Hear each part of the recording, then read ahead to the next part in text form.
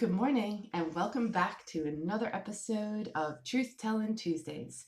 With myself, Deirdre Ryan, I am a parent coach and I work with clients one-on-one in Cork City as well as online.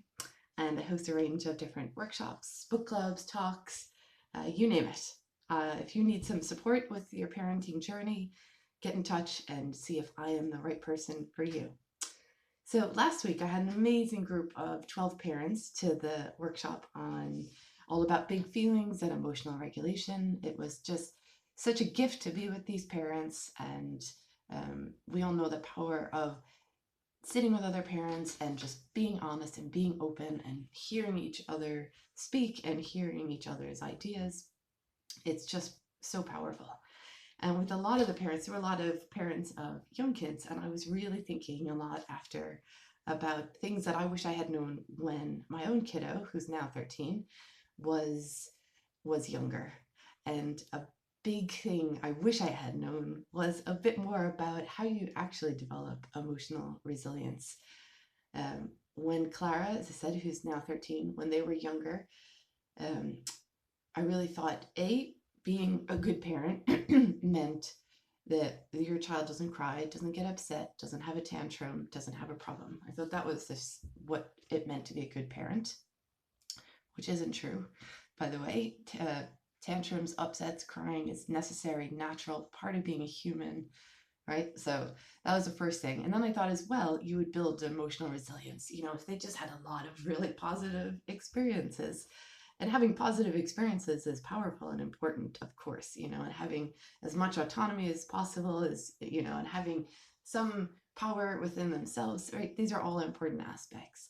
But the part about, for me, trying to prevent any meltdowns or problems was the part I wish I knew then, what I know now. So I just wanted to share that a big part of building emotional resilience is allowing and supporting kids as they go through these big feelings.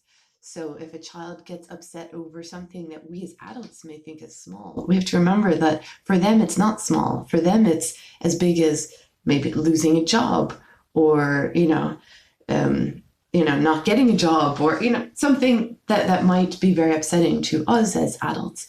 It is upsetting to them, and this is the time and the place where they practice feeling these feelings and coming back to emotional homeostasis, right? So in these situations where they may be upset about one color cup over another, or the way we've cut grapes, or anything like that, any upset that they're going to have, right? That it's really important for us to hold the space, right? Keep our own nervous systems regulated, right? Keep holding that space with love, so they know that no matter what, no matter if they get really upset over whatever it is, that they're still loved and they still belong, right? Really important. And then allow the tears, allow the deep upset to come, and allow them to go through all those feelings. And then we're still holding that space, right? Whether it's with a soft touch, whether it's just being present, where it's calming our own nervous system. Because remember, our children cannot regulate their nervous systems without our nervous system being regulated, right? So watching the stories we're telling, you can even have, this is a golden moment. Wow, they're really learning how to have a big feeling and come back from it.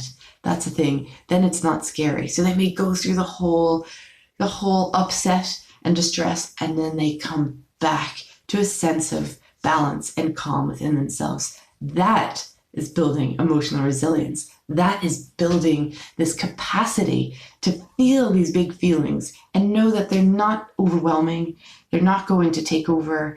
They're not scary. They come and then they go, right? The feelings allowed. And then, it just comes and it goes, right? It may not feel like that for us, right? Because it may feel very distressing. And that's where the regulating for ourselves keeps coming back in, right? With whatever strategy works for you. But I just really wanted to highlight that these emotional,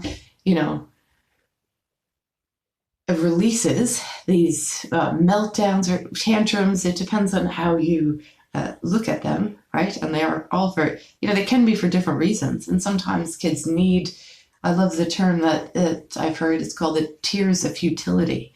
And sometimes kids need to get to those tears, right? So I was doing my best to prevent the tears, not realizing that all of us, we need to get to those tears so we can release a lot of that emotional stress, a lot of those, chemicals and hormones in our body. We need to release them, and releasing them through tears is really powerful. So sometimes, allowing the kid to cry, holding the boundaries of whatever it is, that's okay. So that they have something to just, hit up against and release, releasing, emptying that emotional backpack is so important. And doing it through tears, laughter, or really strenuous, exercise where you're burning is really, really powerful. So I just wanted to say that the tears, the meltdowns, what we call tantrums, they're all necessary. They're necessary, and they're learning. They're learning how to experience these overwhelming and sometimes scary feelings for them as well.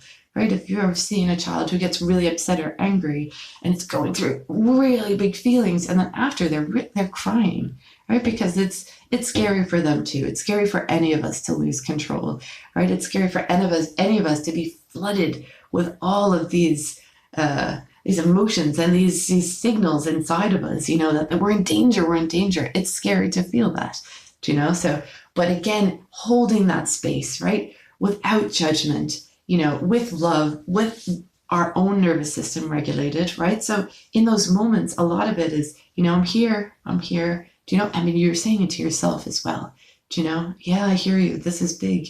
This is, oh, I hear you're really upset. Yeah, I'm here. It's that level of presence,